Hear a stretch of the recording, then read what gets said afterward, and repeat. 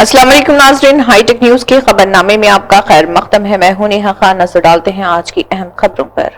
दिल्ली राजधानी के वसंत विहार इलाके में वाक़े कूली कैंप में वाक़े रेन शेल्टर में रात तकरीबन 3 बजे आग लग गई। इस वक्त वहां 8 लोग सो रहे थे, जिनमें से 2 आग लगने से अलमनाक तौर पर हलाक हो गए। दिल्ली से हमारे नुमाइंदे की ये रिपोर्ट। आदाब नाजरीन, आप देख रहे हैं हाईटेक टीवी न्यूज़ और मैं अब्दुल वाजिद चिश्ती निज़ामी। इस वक्त मैं दिल्ली के उसी जगह पर मौजूद हूँ, वसंत विहार इलाके में कुली कैंप के अंदर, जो एक रैन बसेरे में गुज़िश्ता रोज़ करीब रात को 3 बजे के आसपास एक आग लगने की वारदात सामने आई। इस वारदात में करीब 2 लोगों की जलकर दर्दनाक मौत हो गई है, जिसमें एक शख्स की पहचान हो पाई है। अर्जुन नाम उसका बताया जा रहा है। 19 साल की उसकी जो है उम्र है, और बताया ये भी जा रहा है कि उसके जो वालिद हैं वो यहीं एक शौचालय है, यहीं पर वो अपनी नौकरी करते हैं और बुज़ुर्ग हैं। अपने माँ बाप का ये एक लौता लड़का था। माँ बचपन में गुज़र गई थी। एक बेहद दर्दनाक वाक़या जो है यहाँ पर पेश आया है। मैं यहाँ लोगों से बात करूँगा किस तरीके से आग लगी, किस तरीके से आग को बुझाया गया और कितनी बड़ी वारदात यहाँ पर ये हो सकती थी।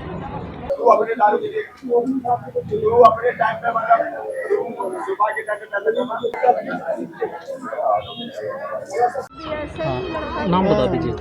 मेरा नाम सोनू तनवर, मैं आपको कैंप से प्रधान हूँ। कैसे घटी घटना, क्या कुछ इसमें हादसा हुआ? सर, यहाँ पे जो ना, जो गरीब आदमी जो कुछ काम धंधा करके अपने रोटी रोजी कमा खा के लेट जाते थे आके, नॉन वेज कोई बाहर से आया, कोई कहीं से आया, वो सो जाते थे।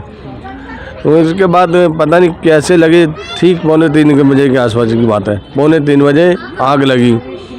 उसके बाद लगते लगते ज़्यादा फैल गई, लेकिन 6 बंदे किसी तरीके से जो यहाँ के सुपर थे सरदार जी, उन्होंने निकाल लिया, हाथ पकड़ के खींच के निकाल लिया। लेकिन वो 2 बंदे जो थे वो सोते रह गए और वो आग ज़्यादा फैल गई।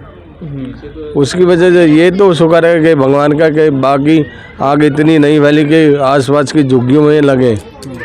कितनी बड़ी घटना हो सकती थी अगर आग फैल? सर, यहाँ पे 400 साढ़े 400 झुग्गियाँ हैं, वो सब खत्म हो जाती अगर एक भी सिलेंडर फट जाता तो। गद्दे, रजाई में, कम्बलों में आग लग गई। जिसका बच्चा के लॉक खुल गए, जिसका बच्चा मरा उससे किसके लिए उसके तो आगे पीछे एक ही था, कोई और बच्चा भी नहीं है। इकलौता लड़का 19 साल का जवान लड़का मर गया। वही बड़ा दुख है। चल, आपको कितनी तकलीफ है? देखो तकलीफ तो बहुत है। एक जवान बच्चा हमारे सामने ही गुजर गया, हमारे सामने ही गाँव से आया था 8-9 साल का, उसके लिए बहुत दुख है। मेरे को क्या, पूरी झुग्गी को दुख है उसका। बहुत लड़का शरीफ था वो। दुर्घटना बहुत बड़ी हुई है, बस लड़का चला गया। बहुत दुख है हमारे को इस बात का। पिताजी का हाल तो ये है कि ना रो रहे ना चुप हो रहे हो, तो बेचारे चुपचाप बैठे हुए हैं। हाँ, सदमे में बैठे हुए हो। हम तो सरकार से ये हाथ जोड़ के अनुरोध करेंगे कि उनकी कुछ मदद की जाए। अब इस कैंप को यहाँ बनाया जाए, ये दोबारा जो रिनोवेशन अगर बनाया जाए तो अच्छा बनाया जाए, पक्का, जो कभी हादसा ना होए। हम तो यही चाहते हैं सरकार से। हाँ, आप क्या कहेंगे इसके बारे में? कितनी बड़ी घटना हो सकती थी? नहीं सर, बहुत बड़ी घटना हो सकती थी। ये तो हम लोगों ने, जो भी आसपास के थे, मिल के सब ने बहुत बचाव करा है। जो अपने अपने घर से उन्होंने जहाँ से ज़्यादा बढ़ रही थी उसको कंट्रोल करके कम करा, पानी घेर के बुझाया। और नहीं तो सर ये बहुत बड़ी घटना हो सकती थी। तो इसीलिए हम तो शुक्र करते हैं कि भगवान। फायर वगैरह इस समय पे आगे थे टाइम पे? फायर सर थोड़ा सा आपको तो पता ही है कि एकदम तो तुरंत नहीं आती है, थोड़ा उसे भी टाइम लगता है फायर को भी आने में। बाकी थोड़ा हमने कंट्रोल कर लिया था, लेकिन मेन काम तो उन्होंने ही अंदर से बुझाया, जब जाकर वो कंट्रोल में पूरी तरह आई। अब इस रैन बसेरे को रिनोवेशन करा जाएगा, बनाया जाएगा दोबारा, क्या? अब ये तो सर गवर्नमेंट के हाथ में है, क्या चाहती है, क्या इसको बनाना चाहते हैं या नहीं। अगर बनाते हैं तो इसको अच्छे से पक्का बनाए, और बाकी कच्चे में बना के तो सर कोई फ़ायदा नहीं है। जैसे आज हादसा हुआ, कल भी हो सकता है, तो उसमें किसी को भी खतरा हो सकता है। और फिर हम लोग यहाँ कैंप के रहने वाले हैं, हमें भी सबसे ज़्यादा डर है कि किसी फिर दोबारा कोई हादसा हो तो हम लोगों का भी झुलसने का डर है। तो इसीलिए बनता है तो पक्का बने, नहीं तो अपना कैंप से थोड़ा सा आउटसाइड हो तो ज़्यादा अच्छा है। क्योंकि एकदम सटके भी ठीक नहीं है, थोड़ा सा दूरी रहता है तो अच्छा है अगर कच्चा बनता है तो। सुरक्षा के इंतजाम होने चाहिए ना। हाँ, सुरक्षा के भी इंतजाम होने चाहिए जिससे कि आगे खतरा ना बढ़े। हाँ, नाम बता दीजिए। विकास कुमार। हाँ, कैसे लगी है आग और कौन इसमें कितने लोग जले हैं, क्या है पूरा? आग का तो कोई पता नहीं कैसे लगी, जैसे आग लगी जो अंदर लोग सो रहे थे उनको जैसे पता चला, एक बुजुर्ग हैं अमरजीत जी, उनको पता चला तो वो उन्होंने चिल्लाया कि भागो भागो आग लग गई। तो जैसे आग लगी है उसके कुछ सेकंड बाद लाइट वाइट ऑफ हो गई, धुएं का गुब्बार था और जैसे जिसको पता चला वो भागे। ये दो लोग कैसे झुलस गए इसका हमें कुछ नहीं पता। क्या नाम है दोनों के? जिसमें एक का नाम अर्जुन है, सन ऑफ अशोक, हम्म, दूसरे का भी कंफर्म नहीं है, उसकी पहचान नहीं हो पा रही। रिलेटिव आए हैं कि हमारा 2 दिन से नहीं मिल रहा है। उसका नाम है संतोष सन ऑफ बाबूलाल। जिनके आए हैं अभी कंफर्म नहीं है कि वही है या कोई और है। आपकी क्या जिम्मेदारी है यहाँ पर, क्या देखते हैं आप यहाँ? मेरी जिम्मेदारी है, मैं यहाँ का केयरटेकर हूँ और जिस दिन ये हादसा हुआ उस दिन मेरा ऑफ था। मेरी जगह मेरा रिलीवर आया हुआ था और उन्होंने भी बहुत सारी मतलब जो एक केयरटेकर को करना चाहिए उन्होंने किया। लोगों को उठाया। कब से देख रहे हैं आप यहाँ पर केयर टेकर का मैं काम? यहाँ 6 से 7 साल हो गए, 7 साल के आसपास। अच्छा, चलिए, और कुछ कहना चाह रहे हैं? नहीं, बस हम यही कहना चाह रहे हैं कि जो भी है उस बच्चे के पिता को सहानुभूति मिले और उसकी कुछ, क्योंकि ये कि बच्चा था, सहारा था, उसको कुछ सरकार की तरफ से उसको कुछ मदद मिले। ठीक। आपका क्या नाम है? मेरा नाम विकास। ठीक। सबसे पहले तो अपना इंट्रोडक्शन दे दीजिए आप। सर, मेरा नाम अनिल वर्मा है। मैं SPY में जो मैं बतौर प्रोजेक्ट कोऑर्डिनेटर काम कर रहा हूँ। हम लोग दिल्ली में लगभग 3 डिस्ट्रिक्ट में 35 से 40 रैन बसेरे चला रहे हैं जो दिल्ली शहरी आश्रय सुधार बोर्ड के सपोर्ट से चलते हैं सर, दिल्ली सरकार से। तो ये भी आप ही के अंडर में था? बिल्कुल सर, ये भी हमारे अंडर था।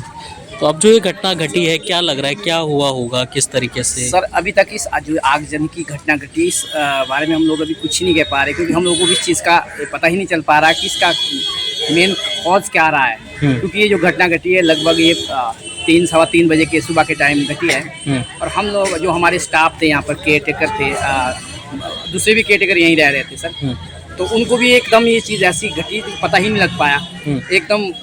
और मुझे जहाँ तक हमें लग रहा है कि आग तो ये बाहर से लगी है, कि अगर इन साइड में आग लगता है पहले तो स्टाफ को भी इस चीज़ का पहले पता होता है और स्टाफ को इतना मौका नहीं मिल पाया कि वो कुछ और कर पाता। फर्स्ट प्रायोरिटी उसकी ये रही कि सबसे पहले उसने फायर को फ़ोन किया, फायर वाले पुलिस वाले को कॉल किया, उसके बाद मेन जो लोग थे उनको निकालना शुरू कर दिया जितना हो सकता था। उन लोगों को निकाला है।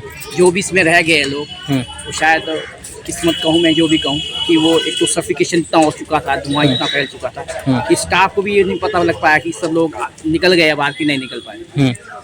जिस तो अब 2 लोगों की इसमें मौत हुई है, तो क्या कहा जाए उसके लिए? क्या सर क्या कह सकते हैं, ये तो वही यही बोल सकते हैं कि भी शायद समय उनका इतना रहा होगा, लेकिन हमारी पूरी कोशिश थी कि भी उनको बचाया जा सकता, लेकिन शायद किस्मत इस तरह का था। अब इसका रिनोवेशन होगा, क्या करा जाएगा ये इसका? सर ये एक्चुअली क्या है कि ये सारा डूसिप का पार्ट है दिल्ली सरकार का। अब ये दिल्ली सरकार तय करेंगे कि हम लोग तो यहाँ पर एज ए मैनेजमेंट काम कर रहे थे, बाकी ये दिल्ली शहरी आश्रय डिसाइड करेगा कि इसको रिनोवेट किया जाएगा कि यहाँ से शिफ्ट किया जाएगा। बाकी हमारी कोशिश है जो भी यहाँ लोग सो रहा था 6 से 7 लोग, हमारा सराउंडिंग में मुनेरका में शेल्टर होम है, हम लोग उनको वहाँ शिफ्ट कर रहे हैं ताकि वो लोग वहाँ रह सकें जो लोग यहाँ पहले सो रहे थे। अब एक अर्जुन नाम का लड़का था जो यहीं कैंप में रहता मैंने था। सुना है स्टाफ से। एकलौता ही था, बिल्कुल बुजुर्ग उसके पिताजी हैं। क्या सहानुभूति है आपके? बिल्कुल पूरी सहानुभूति है उनके परिवार के लिए भी, हमारी तरफ से जो कुछ बन पाएगा उनके लिए। अगर कोई जॉब भी करनी हो हमारी तरफ से, हम लोग we are always ready for कि हम उनके लिए कुछ कर पाएँ। अब तो उनके सिर्फ पिताजी हैं अकेले, और कोई भाई वगैरह भी नहीं है? मैं तो ज़रूर मिलूंगा, उनसे भी मिलूंगा, उनके फादर से। हमारी तरफ से जो बन पाएगा हम लोग बिल्कुल करेंगे। ठीक है। और कुछ संदेश, जैसे अब सर्दियां हैं, लोग दूसरे रैन बसेरों में जैसे कुछ जला करके सो जाते हैं, या किस तरीके से ध्यान नहीं, रखें? हमारा ये मैसेज है सभी के लिए, क्योंकि दिल्ली में जितने भी है 180 190 जो रैन बसेरे है, उसके अलावा कोटा कैबिन दिल्ली सरकार ने भी बनाए हैं। भले ही वो आग से बचने के लिए सक्षम है, क्योंकि सरकार की तरफ से इतनी सारी चीज़ें दी जा रही है, लेकिन जो अचानक सडनली चीज़ें हो जाती है उसके बारे में क्या कह सकते हैं। तो मेरा मैसेज यही है लोगों से कि भाई आग से इस तरह की कोई भी इलेक्ट्रिक चीज़ें या बीड़ी सिगरेट जो भी यूज़ किए करते हैं साइड में कहीं भी, वो ना करें, ताकि इस तरह की घटनाओं से बचा जा सके। ठीक। अब इस रैन बसेरे को दोबारा दिल्ली सरकार रिनोवेशन करेगी या नहीं, या इसको दोबारा से यहाँ पर बनाया जाएगा, अब ये आने वाला जो है वक्त बताएगा या सरकार तय करेगी। लेकिन एक बेहद दर्दनाक खबर जो है ये यहाँ पर देखने के लिए मिली है।